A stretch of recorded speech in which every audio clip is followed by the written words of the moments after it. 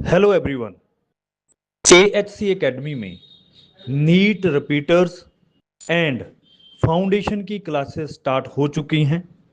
बहुत बच्चों ने रजिस्टर कर लिया हुआ है और क्लासेस अटेंड करनी स्टार्ट कर दी हैं।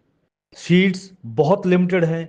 जल्दी से जल्दी AHC एकेडमी विजिट करें। आसिफ अंजुम जो नयापुरे के रहने वाले हैं, उनको 103 किला पुलिस स्टेशन में जो हेल्थ ऑफिसर ने फरियादी बनकर कंप्लेन की थी, उसमें आरोपी बनाया गया और उस पर साइन नहीं है तहसीलदार की। हम अव्वल दिन से ये बात बोल रहे हैं कि पुलिस डिपार्टमेंट उसकी फॉरेंसिक जांच करा ले 1044 की, कि वो साइन तहसीलदार की है कि नहीं है। मगर वो ना करते हुए आम लोगों को बिला वजह परेशान करने का काम किया जा रहा है। मुफ्ती आसिफ अंजुम कोई हमारे साथ रहने वाले आदमी नहीं थे, लेकिन वो मौजूदा एमएलए की ऑफिस में काम करते, उनके करीबी साथी है।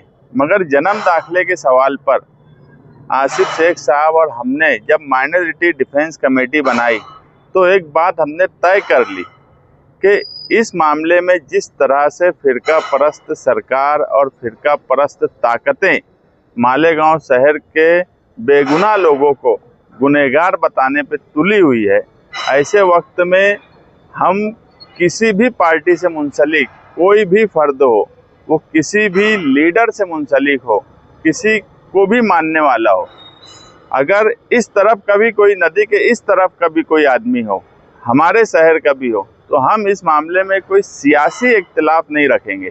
माइनॉरिटी डिफेंस कमेटी उसके लिए केस भी लड़ेंगी, उसकी जिस तरह से मदद हो सके वो मदद भी करेंगी। और यही वजह है कि जब मुफ्ती आसिफ अंजुम को कल गिरफ्तार किया गया और वो हमसे राब्ते में आए, तो हमने ये बोला कि यार हम उसके लिए पूरी कोशिश करेंगे और हम कोशिश कर रहे हैं। और इंशाअल्लाह किला पुलिस स्टेशन में जो FIR है, इसमें बेल, पीछे जो कुछ लोग थे उनकी बेल हुई है और हमें पूरी उम्मीद है कि इस लड़के की भी जल्द से जल्द बेल हो जाएंगे। आज किला पुलिस स्टेशन ने आसिफ अंजुम निहाल अहमद को जज साहब के सामने प्रोड्यूस किया पनाज साहब की कोर्ट में। 7 दिनों की पुलिस कस्टडी मांगी गई थी और उसमें उनके ऊपर काफ़ी संगीन इल्ज़ामात पुलिस की तरफ से लगाए गए हैं कि 1044 जो दाखिले बने हैं, उनमें से कुछ दाखिले जो इन्होंने बनाए हैं उसमें ऐसा है कि तहसीलदार की भी सिग्नेचर नहीं है और कॉर्पोरेशन से वो आदेश जमा करके बर्थ सर्टिफिकेट लिया गया है। और उनकी तरफ से ये भी कहा गया है कि कई एजेंट, कई सरकारी कर्मचारी और कई वकीलों के ताल्लुकात जो है ये आरोपी नंबर 15 आसिफ अंजुम से है। तो इसके लिए हमको 7 दिनों की पुलिस कस्टडी चाहिए। उसके जवाब में हमने कोर्ट को बताया है कि जब से ये 10 जून 2025 से ये FIR रजिस्टर हुई है, कुल मिलाकर 6 से 7 आरोपी को अरेस्ट किया गया है। और हमेशा पुलिस की तरफ से कहा जाता है कि ये बोगस डॉक्यूमेंट कहाँ बने, किसने बनाया, हमको उसकी इन्वेस्टिगेशन करना है। लेकिन अभी तक पुलिस किसी भी नतीजे पर नहीं पहुंची है।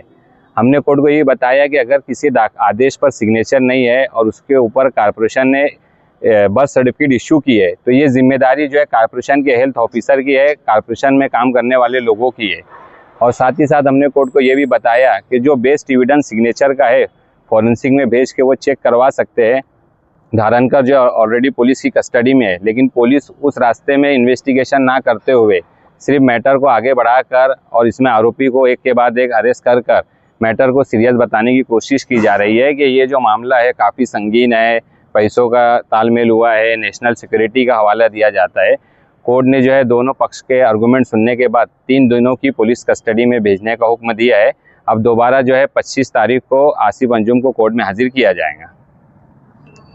भाई, जन्म दाखिला मामले में जो बाकी के लोग जो गिरफ्तार हैं कई महीनों से, तो उनकी जमानत को लेकर क्या मामला है और क्या है?